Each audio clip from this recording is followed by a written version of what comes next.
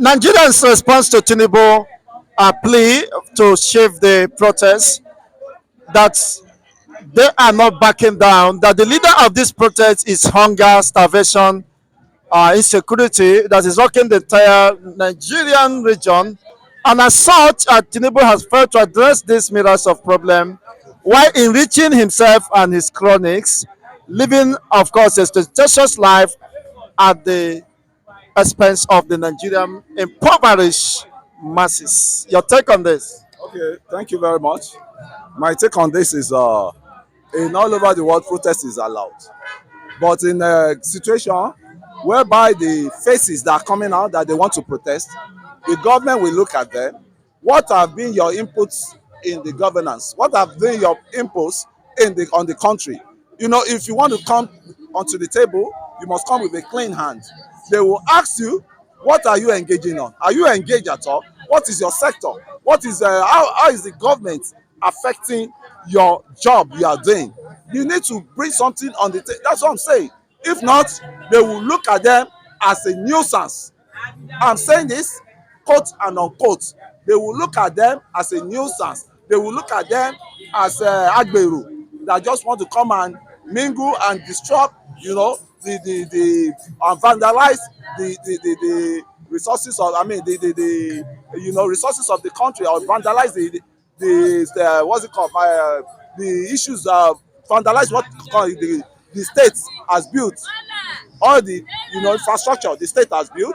Maybe they will be thinking that these guys are hoodlums, but it's now left for them to separate themselves that they are not hoodlums. And when you want to protest, protest is allowed generally, but your protest should be constructively, because I can bet you, Mr. Hancock, I can bet you wholeheartedly, some people will mingle, some people will turn that protest to battles. I can tell you wholeheartedly, and it's a thing I can tell you for free. Some people around here, tell me an area boy that does not have any source of income, that is the trend that they're using now is coding. They will go and take coding, they try the more what's it called, the other ones, all these hard drugs, and they go on the field that they want to embark on protest. Tell me why such person will not harm any citizen that is passing by. Tell me why somebody like that will not start threatening people on the road and collecting their phones and collecting every of them. So the protest, I believe that what the government is saying, or what the government is doing, and they are not happy with it, the man has led, you know, okay, let's create a time. How can the government, when can we have a round table, or what's it called, the round table talk with the government? Let the citizen, we select one or two or three or four of some, some figures among us to go and represent us, and these are the agenda we want. We don't want any other thing than this agenda. Don't come back and tell us another thing. This is what we want, and that will make sense, more sense. Okay, are you aware that Nigerians are passing through difficult time? There is hunger in the land, sufferings and insecurity is rocking. Under the watch of Tinubu, about 3 Obas were killed in Ekiti and Ondo under his watch, and the insecurity has not, of course, been arrested and addressed. So, don't you think that is the protest is justifiable if the people should go to the streets to demand for bad governance as they claim and regional control? Thank you very much. Thank you very much. I think this terrain of this terrain we are entering now. I think I'm so familiar with it. I happens to be one of the protesters under the IBB government. Then the IBB must go SAP. We they never want SAP. We would then structural adjustment program. It was the masses that were suffering it then, but we went on it and we did it, with ideology, and we did it with we engaged them constructively, and the constructiveness doesn't mean that we were just wicked. So what I'm saying now, people are suffering. People are really suffering.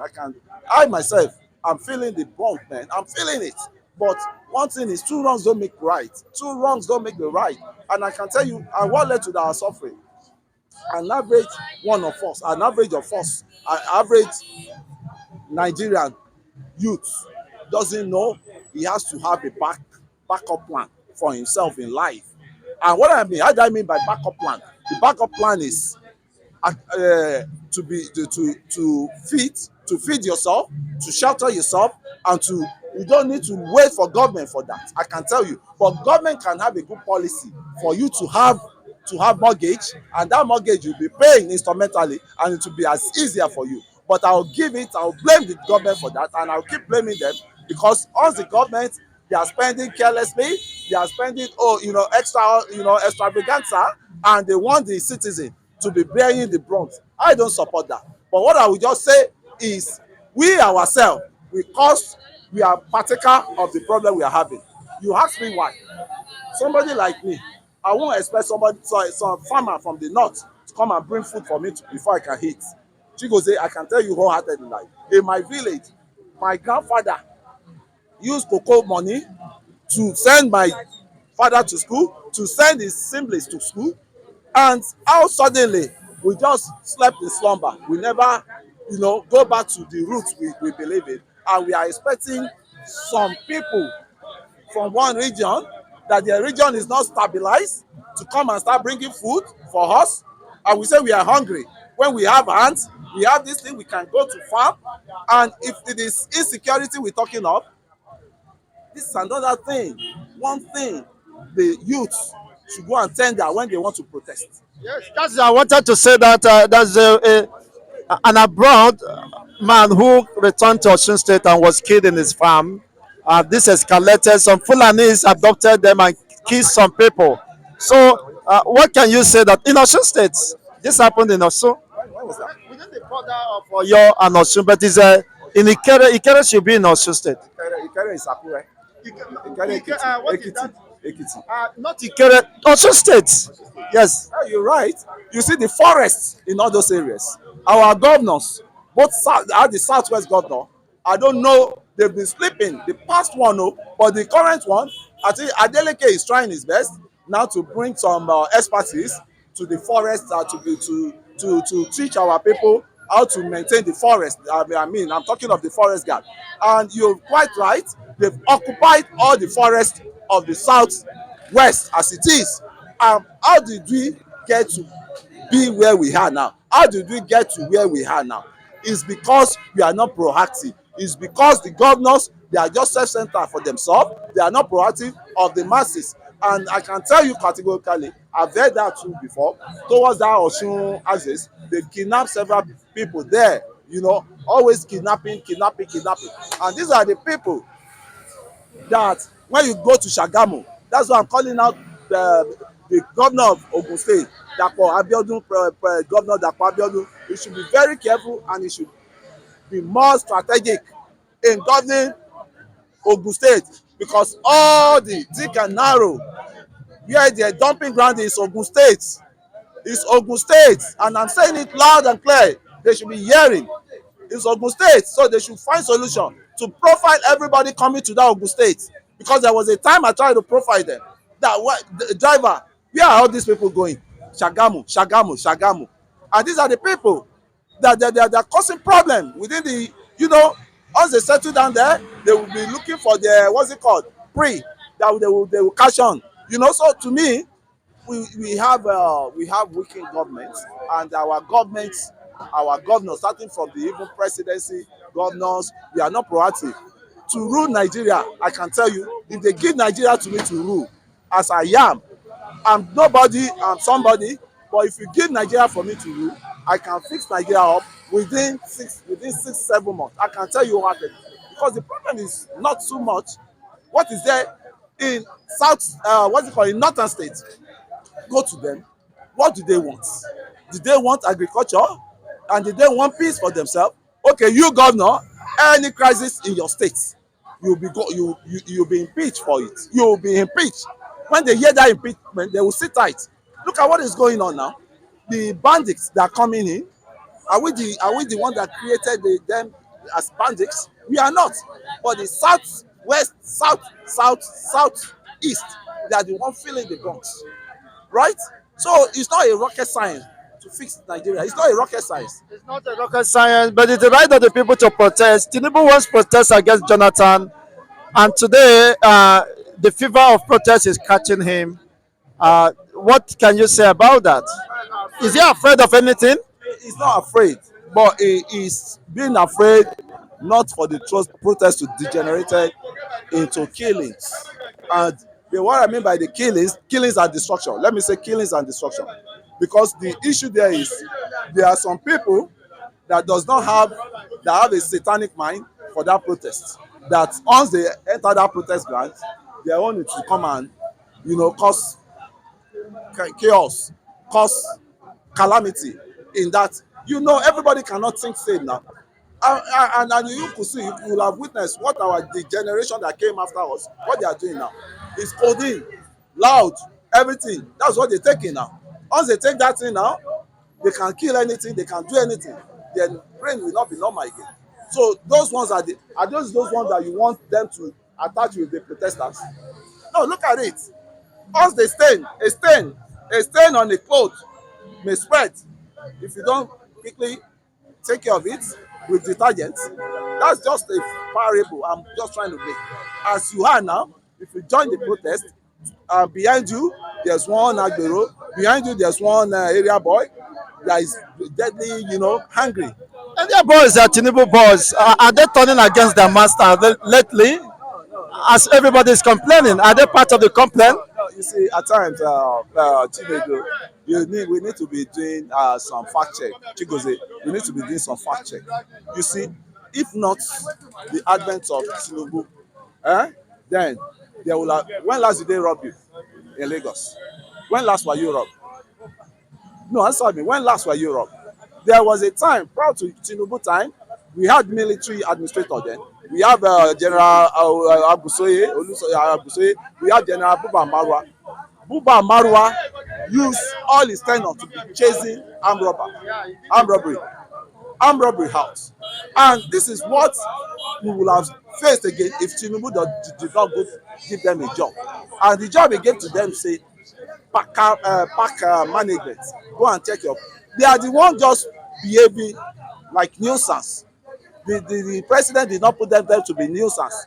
They are the one, they are just overstepping their space. So to me, when you say it's the one that created that bill, no, I would disagree that with you, because I know how Lagos was during what's it called, what's this man called, during Olagoso, General Olagoso. I knew how Lagos was. There was insecurity. Before you can move on it, they rob you. Before you can move on it, and they all tried. Buba Marwa came, it was deadly. That was when Buba Marwa create Operation Sweep, right? So Lagos has been a cosmopolitan state, and one man cannot change the narrative of Lagos overnight, because as you are seeing treating one madman, another one is just entering from the state. I can tell you, Lagos is just the bus stop. Lagos is the, what's it called, a arrival destiny of every Nigerian. And what are our governors doing? Other governors, I think you are from Imo now. What are they doing to create a nature like Lagos? To create a nature. What are my governors doing? That's why I keep going to Osun State every time. I keep going to Osun to see the development that is in the Osun as a man called. And I'm really, really, I can tell you, thank God you said you served there. The time you serve in Osun State, when you go back to Osun now, it's a different ball game. I can tell you all. There are places you see that you think you are in a small London. I can bet it, for me to be freaked by it, because I've seen a lot in life. I've seen a lot in life. I've mingled with who is who. I've mingled with children of who is who in this country, in the Ikoyi there. So I can't just be telling you fallacy. I saw development in Osun State. But the problem in that state is people need to be more aware. There's no awareness. There's not much awareness. They don't know where they're going politically. They don't know where they're going. Because as it is now, once the new governor come in, they will just size him for 6 months. They will start abusing. They will start, messing him up. Say this one is that, our local people, man. They So to me, I think we all in it. We are all one. We should be one together. Then my point again is the youth of the southeast. They should train softly. There's serious killing going on there now too. Are you aware that they kill some people in Abia? not too long. Of course, And so that police too was killed. it has been a recurrent happenings here. But we should stop that, my brother, because all these men they are killing, their children will turn to orphan, and an orphanage person, orphanage home where we will be filled up, and any child that his father was killed, we want to know how did my father die, and once he hear that news, do you think he will be happy? He may turn to a rebel too. So we should stop that. God is not even will not be happy with us. Two wrongs don't make it right. If you cry to God on them, all those bad things will stop. Thank you so much, Mr. Kunle. We hope that this protest will address the myriad of problems bedeviling Nigerians, and the government will, of course, be held accountable to protect life and property. Otherwise, we hope that everyone will be safe. Your take? Will you participate in the protest? We don't know. We don't know where they are gathering from. We don't know where they. But me, it's never been my. Even under Jonathan, I never came out for protest. But people don't know that. But I was seeing what I saw, and majority of people did not know what led to Jonathan protest. What led to Jonathan protest was the statement Sanusi, that was the CBN governor then, dish out that there was $20 billion missing from the oil revenue account that is missing. So when people heard that one, it triggered the protest. Now that trillions of dollars are missing, and those who sponsored the protest, Wole Soyinka, Bakare, and the rest of them are keeping silence. Could it be? What can you say about that? But Chigoze, yeah, I would say you're you're a one-sided person. No, You now said the Bakare, they sponsor the protest of what's it called? Operation Occupy Nigeria was sponsored by Tinubu, Bakare, Wole Soyinka, and the rest of them. Today, trillions of dollars are missing, and they are keeping silence. They have to cry out loud this time around. I don't support that. But these same people you are saying, this same set of people you are saying, they were the one that reinstated Jonathan. They were the one that brought up the doctrine of necessity. They were the one that went to Abuja to protest against the government in power then, the cabal that the one wants Jonathan to succeed, Yaradua. So, Bakare, Soyinka, they did their job and they did their best. Because if not that they were the one that protested, who were the did anybody send Jonathan then? Did anybody send Jonathan? They were the one that went to Abuja that we want doctrine of necessity. When the president died and you declare the president dead, the deputy has to replace him. All the other people, they were just making Jonathan dry. They were making Jonathan dry. And when the baddest moment of his life came, nobody supported. These are the same guy, I can tell you. Can I mention them for you? We have Soyinka, we have Bakare, we have this man will die in accident. Then we have this lawyer Agbakoba, barrister Agbakoba. We have Agbakoba, we have Ezekome. All of them they went to Abuja.